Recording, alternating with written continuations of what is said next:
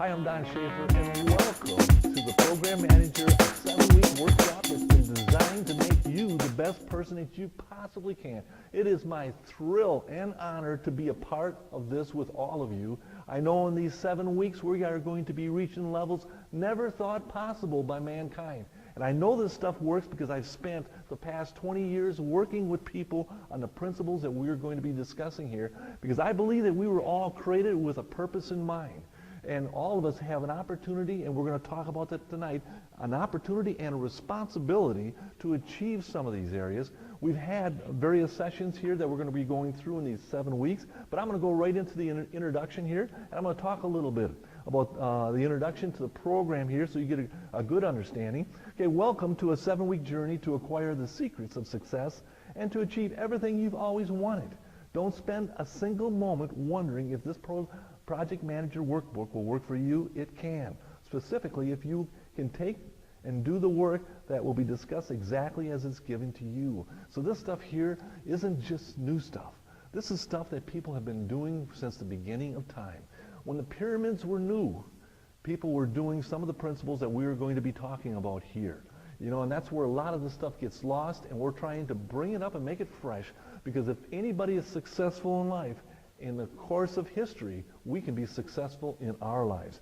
So going on, it says, with each lesson, we'll be discussing a story of someone who might have been in the same spot as you are in, who through learning and developing, God has given principles in their lives, allowed change to take place, giving them the best happiness and fulfilled life possible.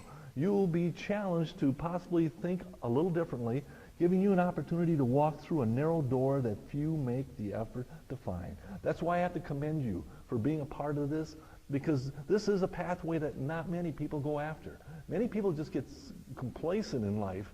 They get mediocre in what they're doing, and they never expand themselves. It thrills me to no end to see people who say, hey, you know what?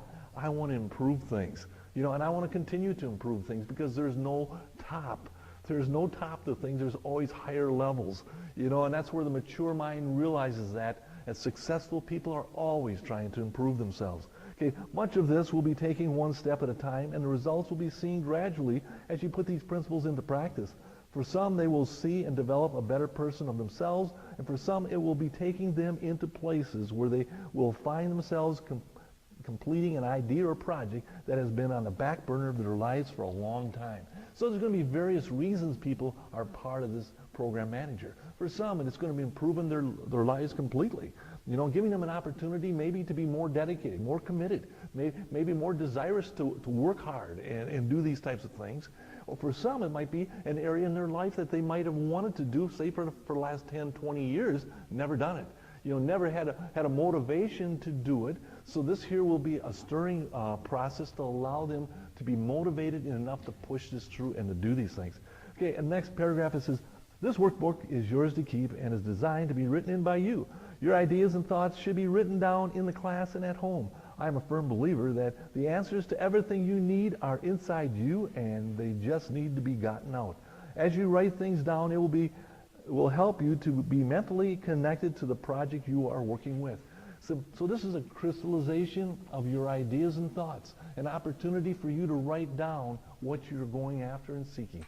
That's where it's your workbook, it's your life, and that's where this whole thing, everything in life is what you put into it.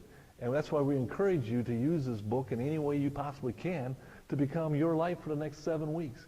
Fact is, I encourage you to, as far as your ideas and thoughts, to write these areas down, and even to possibly take these ideas and thoughts and try to expand them.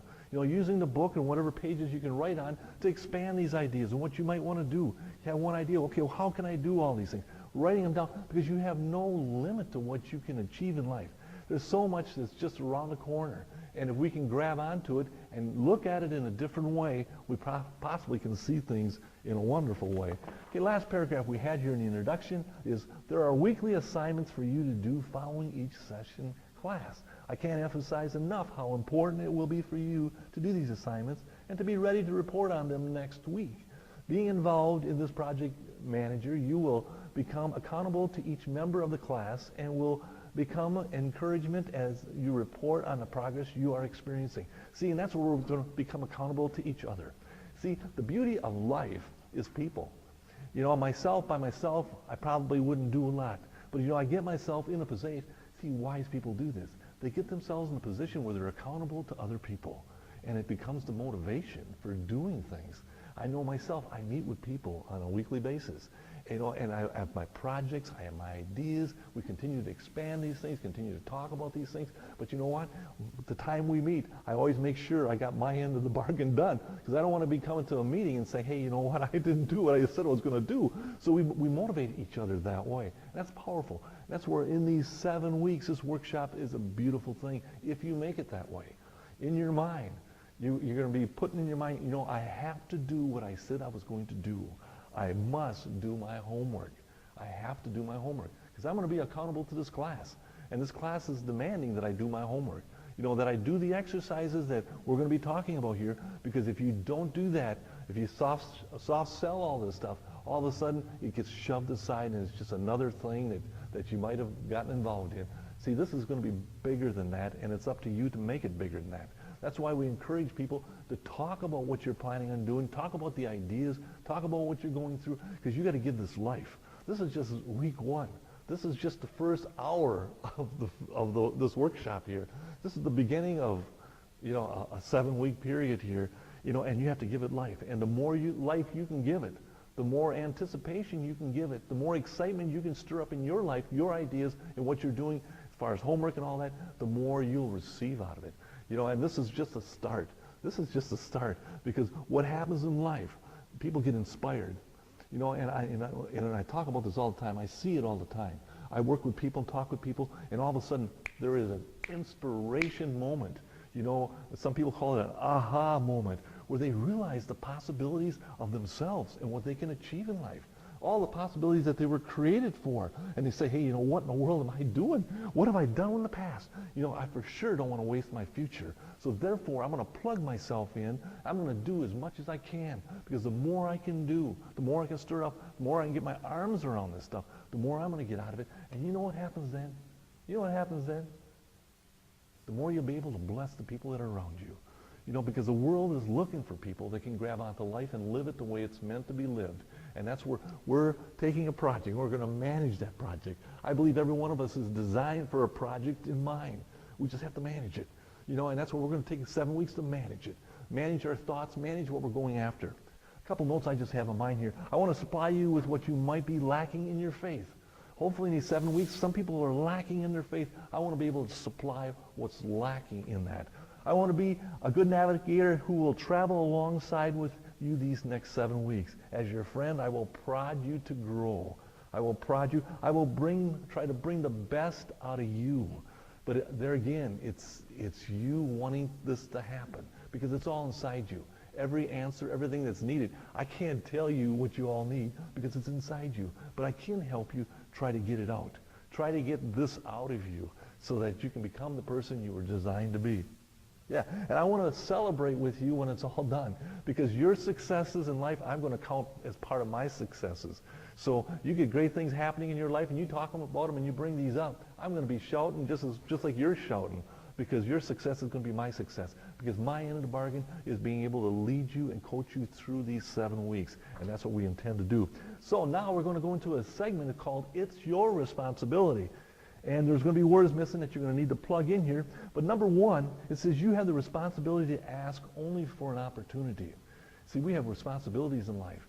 And this is what we're doing right now. We're asking for an opportunity to progress in life, to do things in life. Number 2, you have the responsibility to seek and find your true place in life. It's your responsibility. It's not going to come knocking on your door. It's not going to say, hey, hey, Dave, I'm an opportunity waiting for you. No, we have to go after these things.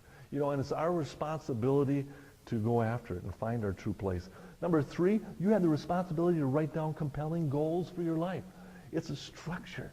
It's a structure that you make. You take these ideas and the stuff you want to do, putting down compelling goals that compel you to want to do these things. It's your responsibility, because it's the only way it happens. You can wish it all you want. I can't tell you how many times I've talked to people about goals, and they've told me, Don, I've got goals, I just haven't written them down.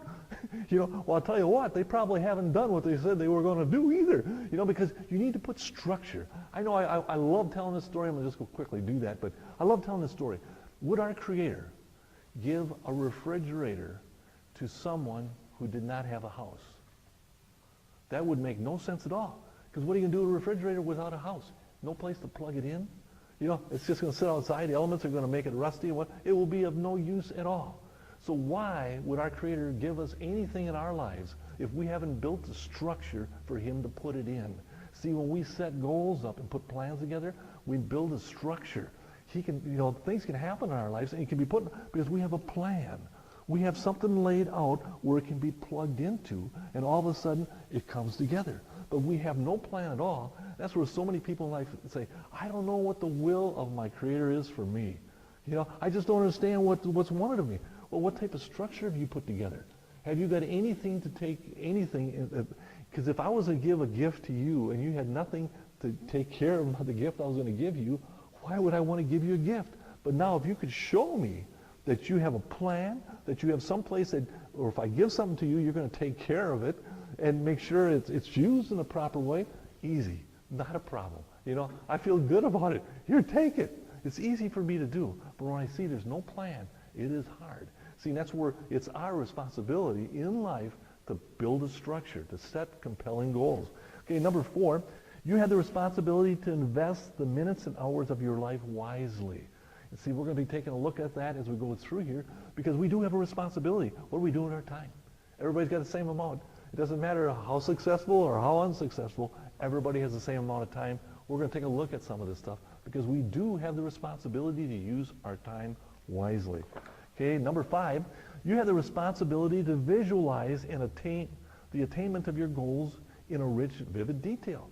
We have the responsibility of envisioning things in our lives. We're going to talk about that, maybe help you learn this a little bit, to be able to envision where you're going. It is hard when you can't see where you're going. I shut the lights off once in a while. In fact, is upstairs in my house, sometimes at nighttime I go up there without the lights. It's hard. One time there was a box in the middle of the hallway. I forgot I put it there, and it was a heavy box, and I was walking without the lights on. Guess what happened to me? Good thing it was carpet, but I went right over the box and went right down because I couldn't see. And that's where in life it's a lot the same way. It is hard to walk in life without a vision. And it's our responsibility to create one for ourselves. We're going to talk about that. You have the responsibility to talk yourself into success. See, so many people get negative on themselves. I can't this, it'll never happen, it won't, and all this stuff. We have the responsibility to talk ourselves into success. That's where I know myself, I always tell people this, as I talk, there's conversations going on right now. Doesn't matter if it's right here or at home, people got conversations going on inside their mind. They can be positive, they can be negative. I know some of the stuff I say to people sometimes, there's a conversation going on that I can't do this. It just won't work for me. All kinds of reasons why. You can't do that because that kills what you're going after. The beautiful idea that you might have had right here. What really gets me sometimes is people will have themselves such a wonderful idea and they'll get themselves so excited about it and they're just bubbling. You can see, they just have to tell somebody. They're just all excited about the idea. And you give them one day, you give them 24 hours, and all of a sudden, you don't hear this idea anymore. What happened? What happened in 24 hours? What happened that was so good at one point, and in 24 hours later isn't? They talked themselves out of it. Either somebody said something to them or whatever, but in their mind, they talked themselves out of the excitement that they were in. We're going to teach and talk a little bit about how to keep yourself into a place where you're constantly talking up and positive about what you're going after in life. Okay, number 7, you have a responsibility to choose a high energy lifestyle. And we touched on that a little bit in the introduction, but we do. And we're going to talk about that. We're going to talk about it's our responsibility to have the energy to do whatever we need to do. And a lot of times people don't take that responsibility. Number 8, you have the responsibility to develop yourself and every area of your life to its maximum. See, and that's where it's continuous improvement. We talk about this from time to time.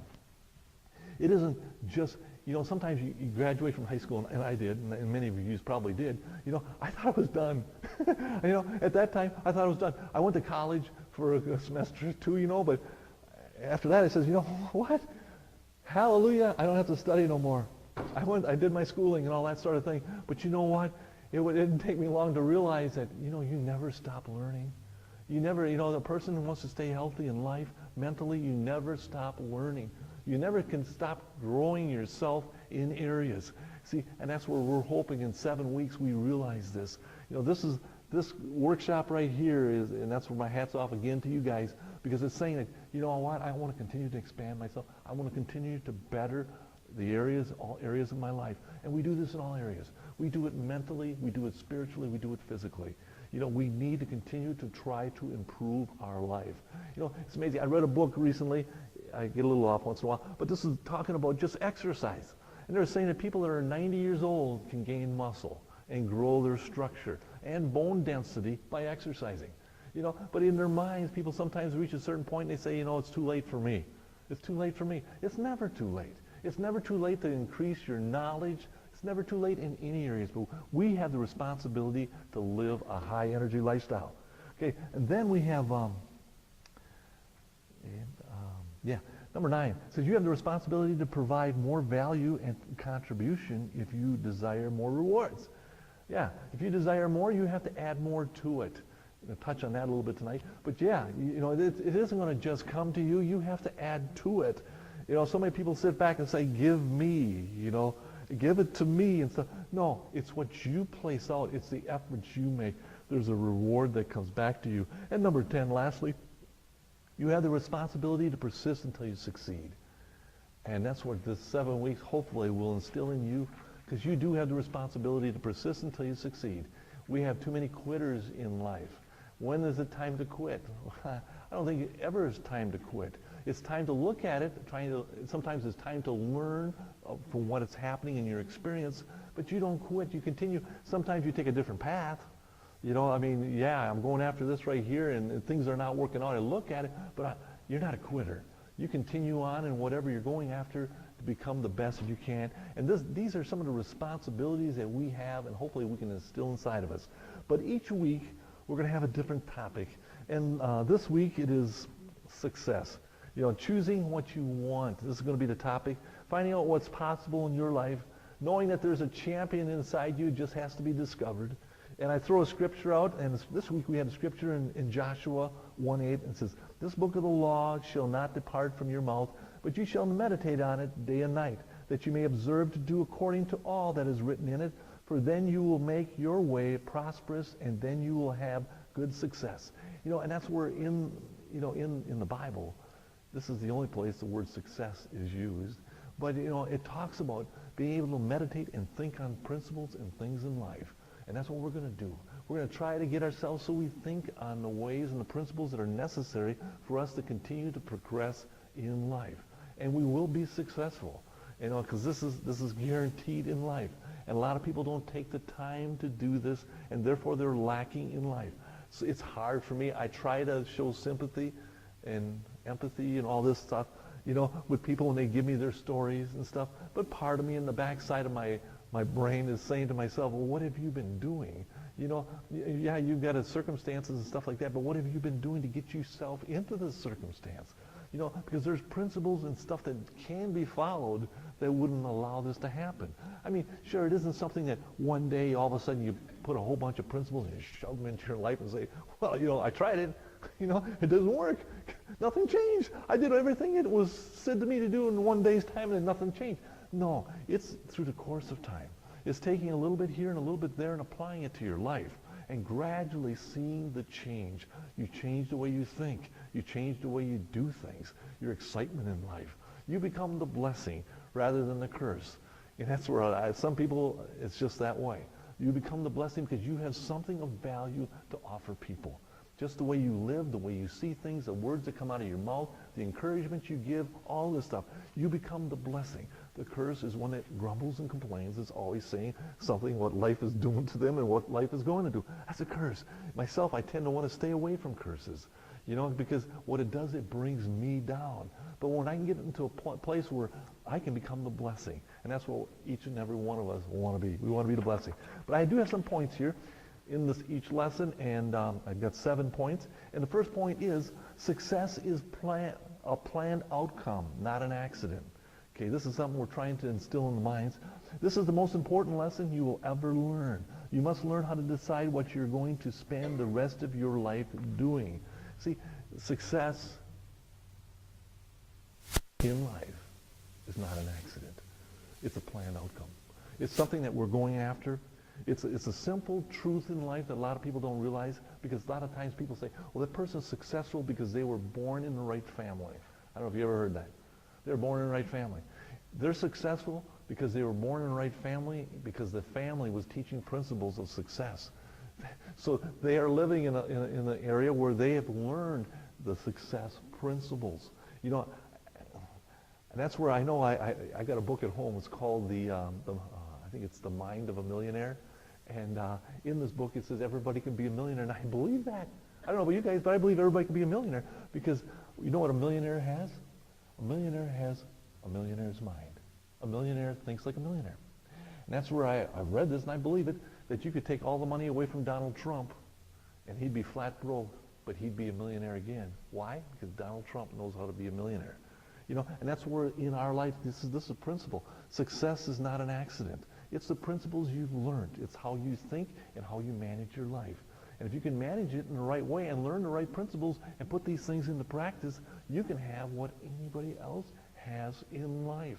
You know, they've just have applied it to their lives, and they've achieved these areas. And that's where history is such a beautiful thing, because you're constantly reading about people who have done the right thing and achieved certain things, you know, and they've set a blueprint out saying this is their thoughts. I love reading autobiographies and reading what other people have thought. Going back even to Abraham Lincoln and some of these guys. And you look at these guys, and what did they have back then? But they had the principles. They had the principles. Abraham Lincoln was not a quitter.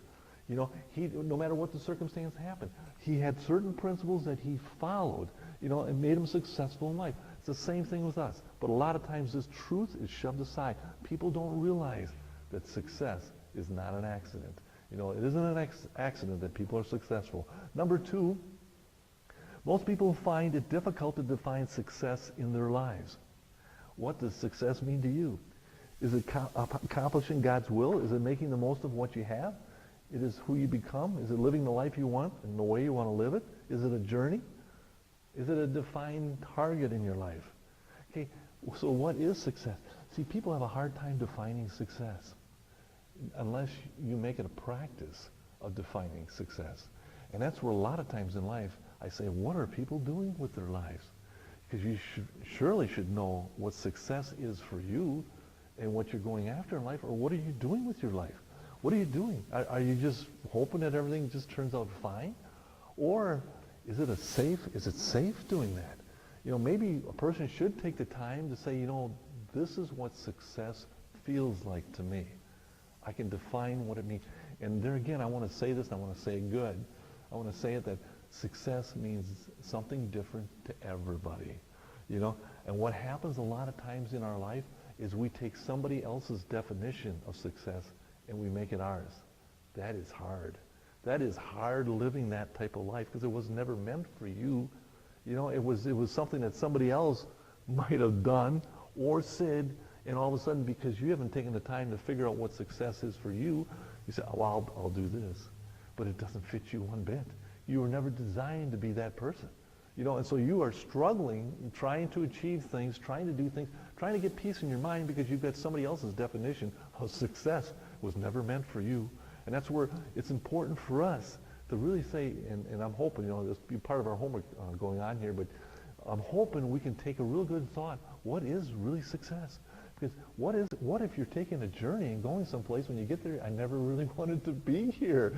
Because, see, Shirley and I, we took the road to Hana.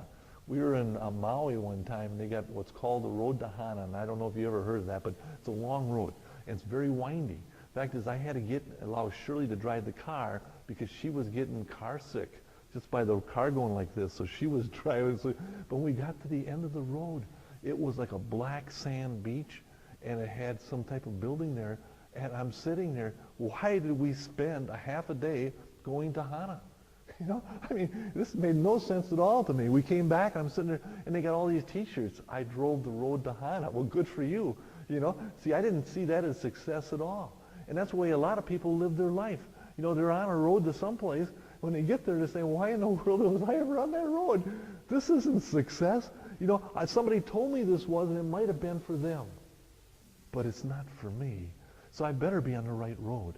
And that's why we're going to be leaving you tonight with a homework this week of finding out what success really is in your life. Okay, next point we had here is number 3. When you discover success in your life, it breeds more success. Once you can define success for you, it changes something on the inside. Once you know who you are and what you want, it allows you to become successful in everything you do. Success in life is not based on need, but seed. Yeah. See, once you discover success, it breeds more success. See, the first thing you got to do is discover success. You got to discover what success is for you in your life, because once you achieve a portion of that and become successful in it, it breeds more success. Because you're sowing seed. And when you sow seed, it's not a need anymore you're fulfilling. It's the seed that you're fulfilling in life. And when you sow the seed, you reap what the seed gives you. And you start to realize, when I start to sow into areas of that is success for me, I'm going to start reaping things in life that are going to bless me greatly.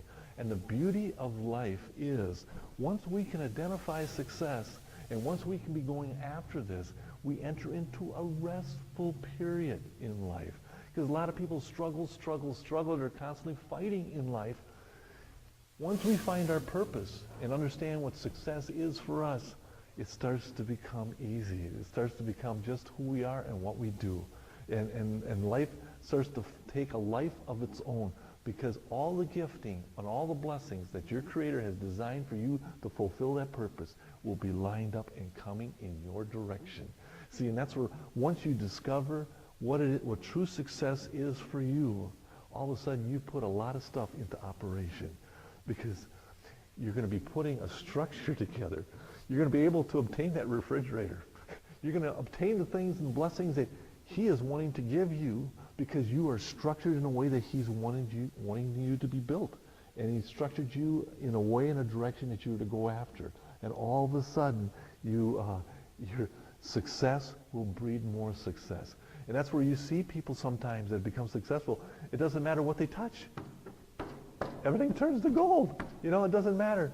It's myself. I look at some of the things I do once in a while, and I'm not saying that I walk the journey right all the time, but I'm constantly looking for what success means to me and trying to walk the path I should be walking. But what really amazes me sometimes, I get amazed, is the timing of stuff. How everything that is needed is right there. And you never even thought about it. You didn't even really think that you needed that in the beginning of your journey, but when you got part of the way in the journey, all of a sudden the need was there, and it was there. The right person was there, the right circumstance, everything falls into place. So you say to yourself, well, as long as I continue to walk the right path, I have nothing to fear. Because it's all going to be there, Betty. Just when I need it. And then life becomes exciting. Every day it's exciting waking up. Because Helen, everything that you need in that day is going to be there for you. And that's what's exciting about it. Because that success breeds success. And that's just the way it works. Okay, number 4, it says, to receive the most in life, it will require the most. Oh boy.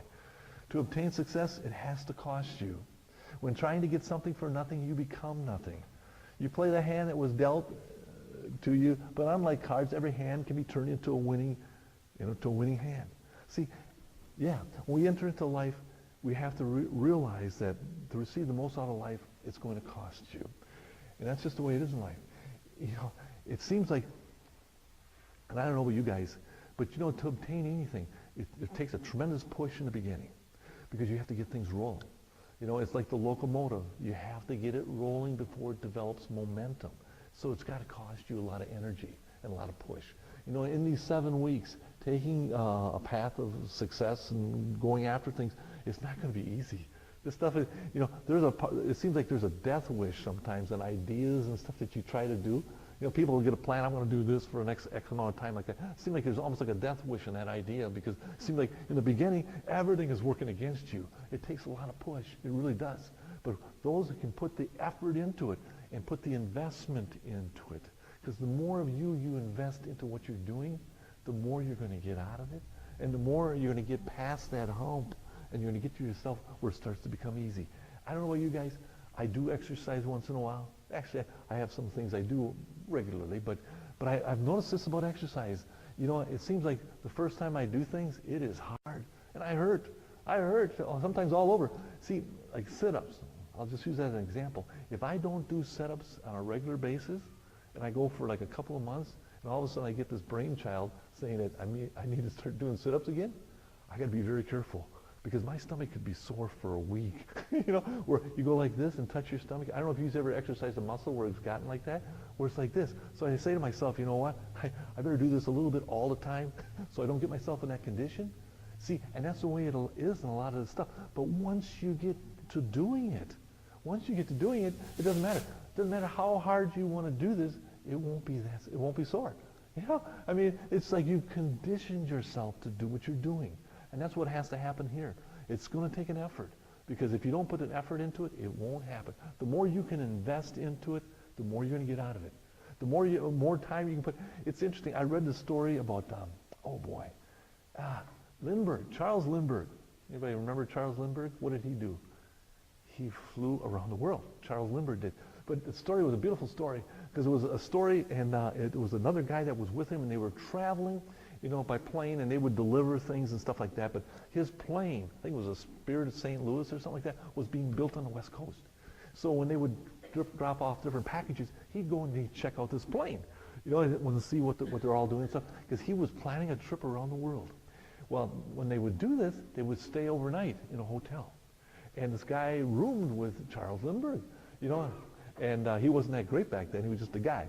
But he roomed with Charles Lindbergh, and the next morning he woke up and he looked and he said, "Charles, your bed doesn't even look like it was slept in." And Charles said, "Yeah." He said, "I didn't sleep last night." He said, "What's the matter? You sick or something?" He says, "No." He says, "I was practicing. Because I have to travel around the world. And to do that, I have to stay up for X amount of hours. And I got to be conditioned to do that, to be able to stay up for X amount of hours." What he was doing is he was investing in himself so that he could obtain the achievement he attained as far as going around the world. And then when he stepped into it, it wasn't that hard, because he wasn't getting sore after the first exercise or so many miles or time like that. He could handle this stuff. He wasn't hitting the stomach and saying, "Oh boy, you know, I should have been doing it." He was already doing it. See, and that's where, when we find out what success is and we decide to take that journey, we have to push ourselves, you know, and we have to do things that sometimes are going to be, people think it's crazy, because in the beginning stages, it is crazy, but you condition yourself so that you can make that trip. You can go around the world, and it's going to be your world, you know, because you've conditioned yourself to be able to do that. Sometimes what happens in life, and this isn't a baby yourself program. This is a workshop. There's the word work in it. You know, this is a workshop. This isn't a baby program. This isn't daycare or nothing like that. This is something where you're going to be required to push yourself if you're going to want to achieve something. But we'll go on to the next point here. Okay, number 5.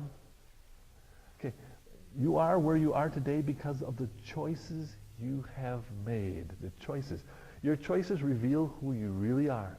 I know people by the choices they make. You are making choices all the time and are probably making some right now. Imagine if you had made different choices in a key area of your life years ago, what your life would be like today. My whole life has become helping people make good choices. Yeah, so our whole life is about the choices we make. They truly are. And we are what our choices are. And that's where right now, as we're talking, I realize that some people are making choices right now. I hope you are. I hope they're good choices. I hope you're wanting to maybe not stay up all night, but do something in your area of success that's going to push you beyond. See, and I can always tell people by their choices. And I can always tell their character and everything like that, because I can tell what choices they have made. Because some people will tell me, "Don, I am going to do something," and I will know that they're going to do it because I know their choices. I know the choices they've made in the past. They've made a choice in the past that says that they will do exactly what they said they were going to do. Other people who will say to me, "Don, I'm going to do this," if they do it, I am totally surprised because I know what choices they've made in the past. Their choices in the past has been to take an easy road, has been to sleep in, has been, you know, to do what they feel is good, but not to do the things that they said they would. See, and that's where in all of this, there's choices that are going to have to be made.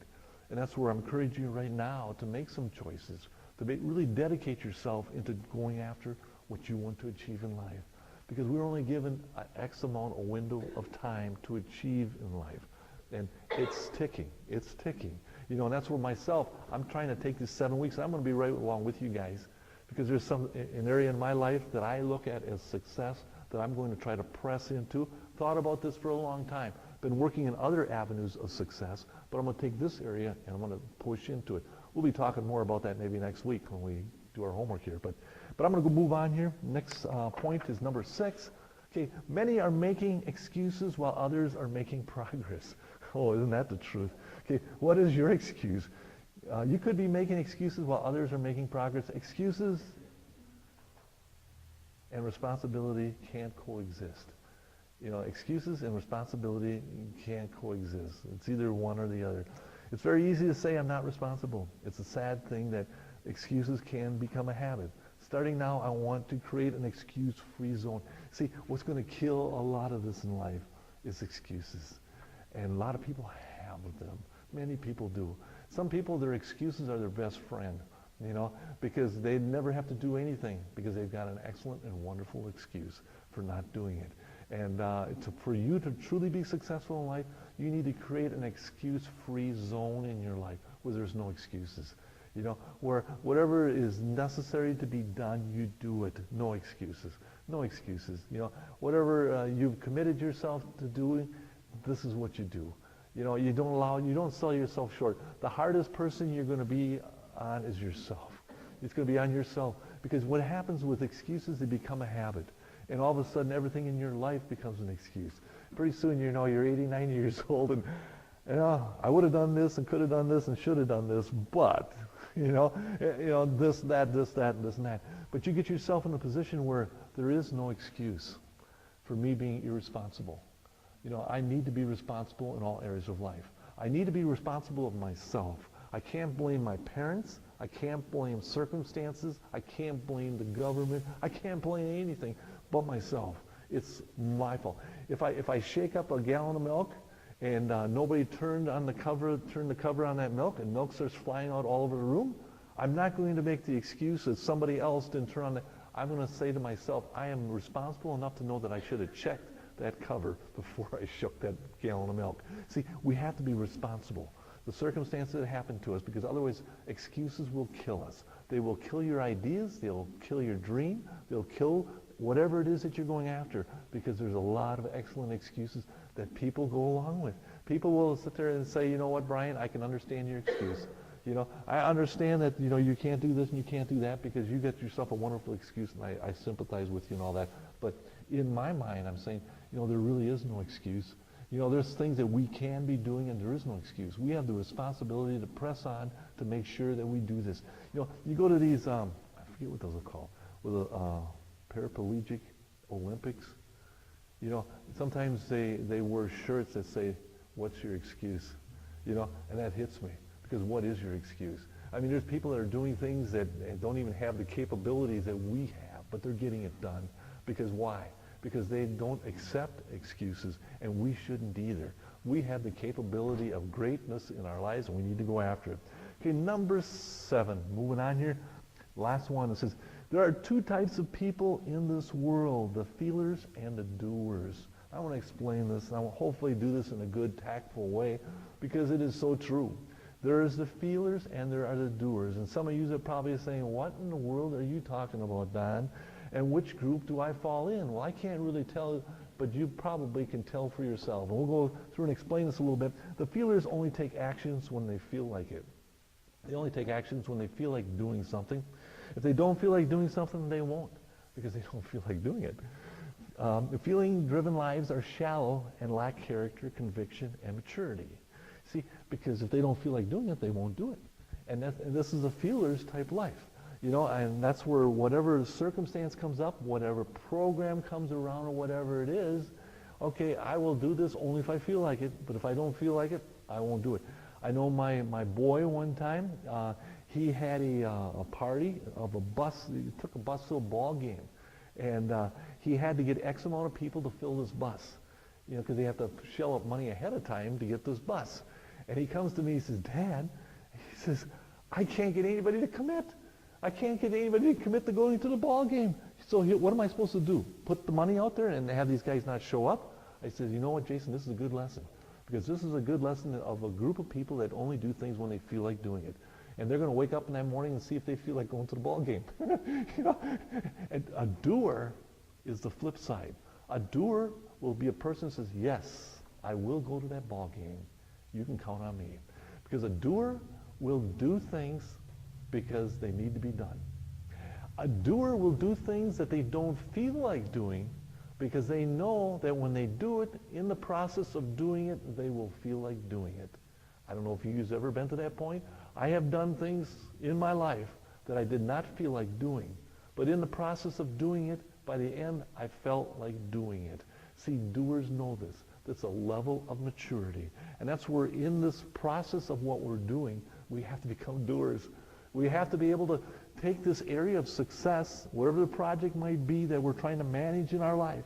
We have to be able to put our arms around it and say, I'm going to do whatever is necessary to see this through. Because if I'm a feeler, guess what's going to happen? I'm going to hit the snooze and say, you know what, I'm too tired today, or whatever the circumstance might be. You can't do this.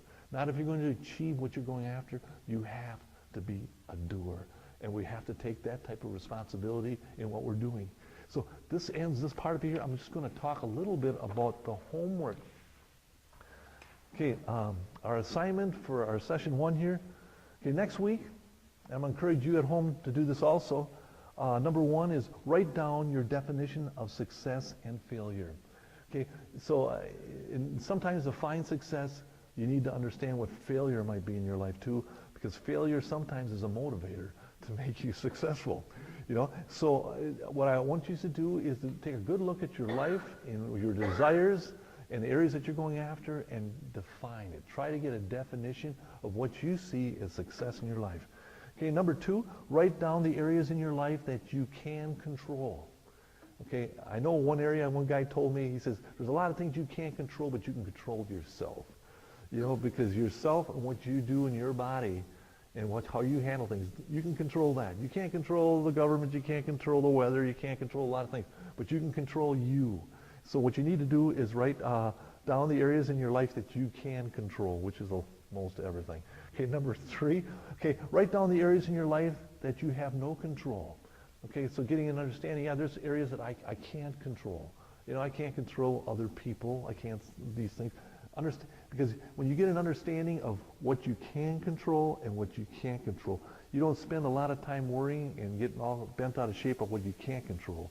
You put your focus on what you can control. And what you can control is you. You can control you. Okay, number 4, this is good. Write down your positive characteristics. Okay, something that you feel like is your positive characteristics, something that you might be skillful in or whatever it might be. Because a lot of times these are tools to help you understand what success might be for you and what your purpose in life might be. Okay, number 5, write down what an ideal day would be for you from the time you get up until the time you go to bed. What do you envision your life? What would be the ideal type of life for you? What type of life could I live that would be ideal? Because, a lot of times success is trying to find that type of life. And it's a good exercise to try to define what that might be. Because a lot of times people say, I want to be happy. Okay, I want to be happy. So what would make you happy? What is happy? I just want to be happy. Or you hear people, I want to be rich. Okay, what's rich? For some person it's a couple $1,000. For another person it's $1 million. For Donald Trump, it better be billions, because $1 million doesn't cut it. So what is? See, there's no end to it. But when you can say to yourself, this truly is, what I'm going after, and can define that, and put your arms around saying, this is what would really make me happy, from day to night, doing this type of thing. And it can be anything. It could be stitching up patches on clothing or whatever it might be. If that's the type of thing that you see success, fantastic. It can be anything. Okay, number 6, write down where you want to be in life 10 years from now. Okay, we're trying to propel ourselves, But this is the way life works. 10 years is not a long time. And that's where if we can sit there and envision where we want to be in 10 years from now, what we'll do is we'll get ourselves, our subconscious mind, going in a direction of where we want to be 10 years from now. But you need a structure, and that's where it's good to write it down. It's good to write down exactly where you want to be in life. It could be financially, it could be career-wise, it could be a project, a hobby, it could be a lot of different areas, what you want to acquire in 10 years.